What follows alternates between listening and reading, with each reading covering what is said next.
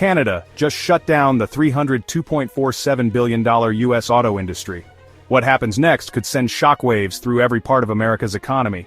You're watching Gearhead Glam, where we break down the latest automotive news. Now let's dive in. What happened? What if I told you that Canada just delivered the final financial knockout punch to the United States auto industry and the entire economy? This is not speculation or an empty threat. It is happening right now. Canada has taken a bold stance, imposing severe trade measures that are sending shockwaves through global markets. The immediate impact: manufacturers scrambling, stock prices dropping, and Washington, D.C. thrown into disarray. The newly announced tariffs include a massive 25% increase on steel and aluminum exports to the United States, two materials critical to car production. But that's not all. Canada has also slapped a 10% surcharge on energy exports, adding another layer of financial strain on American businesses. These measures are not just retaliatory, they are strategic, aimed precisely at industries that are most vulnerable to cost fluctuations. Think your next car will cost the same? Think again. The cost of producing vehicles in the United States has just skyrocketed, and consumers are about to feel the impact. The auto industry, which relies heavily on Canadian materials, is now in a state of emergency. Major manufacturers such as Ford, General Motors, Chrysler, and Tesla are suddenly faced with soaring costs for essential raw materials. This is a nightmare scenario for automakers. Many operate on tight margins, and added expenses mean higher production costs per vehicle, directly translating into higher prices for buyers. The ripple effect doesn't stop there. Leasing agreements, financing plans, and even used car markets could see significant changes, but it's not just the cost that's alarming, it's also the disruption to production. Tesla, which relies heavily on specialized aluminum and nickel from Canada, is facing an especially difficult challenge. If these tariffs remain in place, the long-term outlook for American automakers could shift dramatically. The implications go beyond car prices and production delays. The employment sector is also at risk. It is not just the auto industry feeling the pain. This crisis is spreading fast. Small suppliers, logistics firms, and retailers are also caught in the economic storm, grappling with rising costs and disrupted operations. Businesses that depend on affordable steel, aluminum, and energy imports from Canada are now forced to adjust their pricing and strategies, creating uncertainty across multiple industries. One of the biggest concerns is inflation. When manufacturing costs rise, the effects eventually trickle down to consumers. If material costs continue to surge, the financial burden will be felt by both businesses and households. Essentials are becoming more expensive for the average American, further dampening consumer spending and creating a broader economic slowdown. Imagine waking up to gasoline prices spiking overnight. This is not speculation, it is reality. Ontario Premier Doug Ford made a stunning announcement warning that his province could cut off electricity exports to the United States. He also threatened to halt shipments of Ontario's high-grade nickel, a crucial resource for American industry. Canada supplies a significant portion of the United States' crude oil, natural gas, and electricity. Any disruption could send shockwaves through the American economy.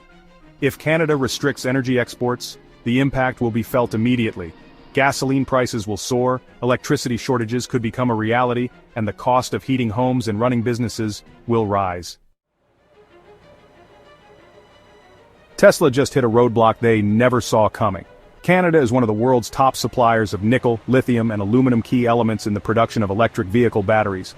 Without these materials, manufacturers like Tesla, Ford, and General Motors will be forced to scramble for alternative sources, leading to costly delays. The problem doesn't stop with raw materials. Tariffs and trade restrictions imposed by Canada are making it significantly more expensive to import essential components. The risk isn't just higher prices, it's reduced production. Some automakers may be forced to cut back on production targets, or delay the launch of new electric vehicle models. This is no longer just a Canada-United States battle. The entire world is reacting. What began as a regional trade dispute has escalated into a global shakeup that is forcing international partners to reconsider their economic alliances. China is already seizing the opportunity, moving in to strengthen economic ties with Canada. Europe is watching closely. European automakers rely on stable supply chains, and any disruption could push them to forge closer relationships with Canadian suppliers. Mexico is another key player. With tensions rising between the United States and Canada, Mexico is being forced to reconsider its position. The world is moving on, and if the United States continues down this path of aggressive trade policies, it may soon find itself isolated. This is not just an auto industry crisis, this is an economic time bomb waiting to explode. Food prices will climb, air travel will become more expensive, and the cost of housing and construction will rise. Washington is terrified of a prolonged energy standoff. Emergency meetings are underway, but the options for a quick resolution are shrinking by the day. Behind the scenes in Washington, the situation has escalated into a full-blown crisis. White House officials are in emergency meetings.